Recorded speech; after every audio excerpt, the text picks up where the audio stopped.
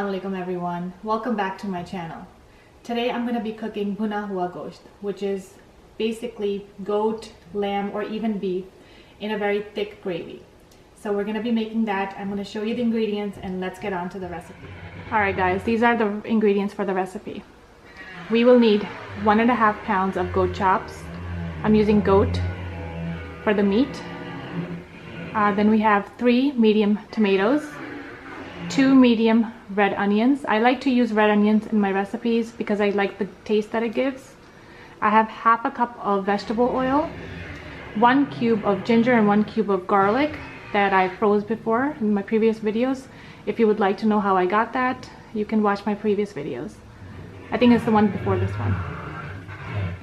Then I have long hot peppers just cut. This is for garnish, and same thing with the ginger. I julienned it for garnish.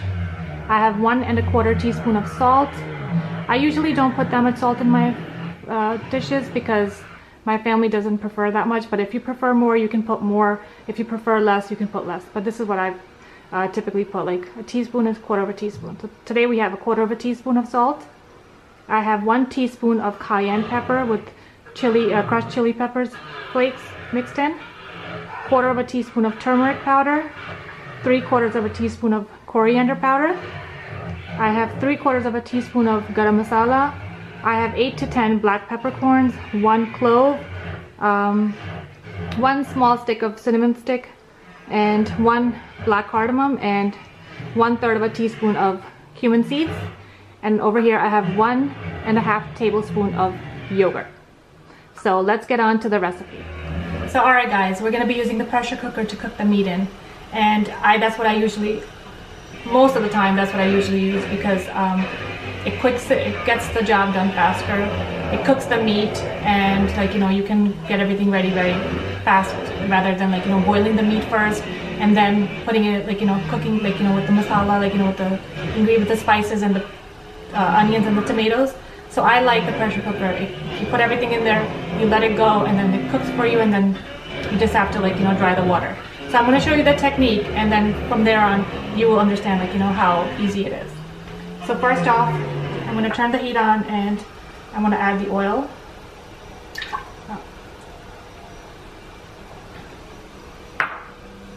I'm going to put the onions in.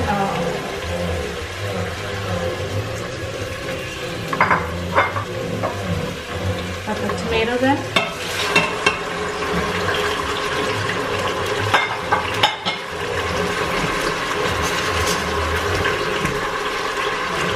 I'm going to put the meat in.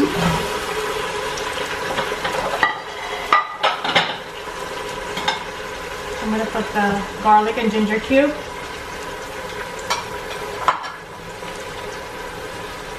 If you see me going back and forth, that's because my spices are on that side. I'm going to add the salt.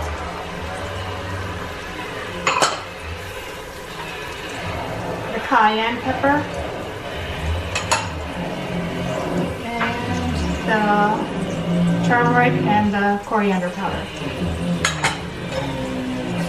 I'm going to give this a go. And I'm going to add a little bit of water because I want the meat to fully cook. I don't want the meat to, the onions and the tomatoes to burn on the bottom. Because I'm going to let this go for like 7 minutes. It depends on how fast your pressure cooker is because each one is different. So this one I know can cook the meat in about 7 minutes. So I'm going to put it. Alright, the pressure cooker is going, so I'm going to clean up and I'll be right back and we will get going with the rest of the recipe. So alright guys, we're back, and all of the steam, once you turn off the pressure cooker, you have to let the steam out. So I've let all the steam out and I'm going to open it and I'll show you what it looks like. This is what it should look like after it's been cooked. And now I'm going to dry the dry the water out of it, and I will show you what it looks like after that. And then we're going to go on with the rest of the ingredients. Alright, so I've been letting the water dry up and the onions and the tomatoes to break down and become a gravy. It's not there yet, but it's getting there. Just be careful not to break the meat, because if it's fully cooked, it might start to break if you keep turning the spoon, you know. I'm just letting it go, and I'll show you when it gets there fully, when all the water is dried up and the oil starts to come to the top. When the oil starts to come to the top, you know that it's done now. All the water has dried up. There's no water in there. So I will be back when you see the oil is coming to the top. You don't see any water or any, it's just oil in here, that's it. So at this point, when the oil is on the top and, like, you know, the water has dried up and the onions and the tomatoes, they have broken down, I'm gonna put all the garam masala in there. Everything, the garam masala, the cumin seeds, the peppercorn, black peppercorns, the black cardamom, the cinnamon stick, and the cloves. Everything will go in. And I'm going to stir that in very carefully, because I don't want to break the meat. It's fully cooked, the meat. And the last thing I'm going to put in is the yogurt. So make sure you turn the heat to low when you put the yogurt in, because you don't want the yogurt to curdle, you know.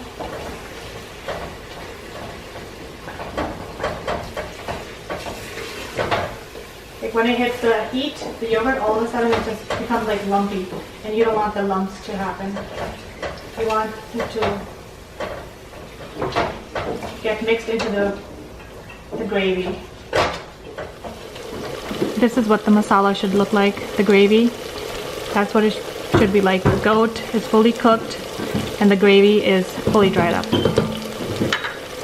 Now I'm going to plate it. I'm going to put it in a dish for you, and I will garnish it with the hot peppers, the ginger, and I'm going to put cilantro as well. So alright guys, this is what the final dish looks like. I plated it out for you in a bowl, and I'm going to taste test it.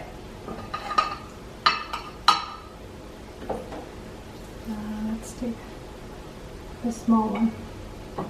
I'm going to pour some masala with it, some gravy, and I warmed up 1 pita bread.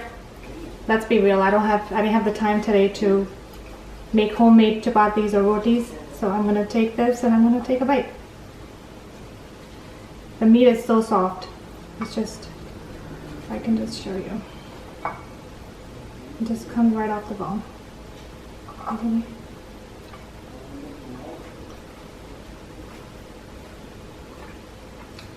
It's really tasty.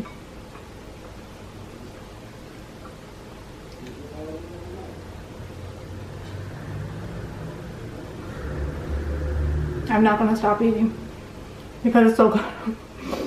It's so good.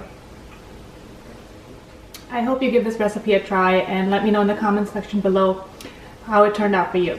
So please like my video, share my video, comment, and subscribe to my channel. And I'll see you in the next one.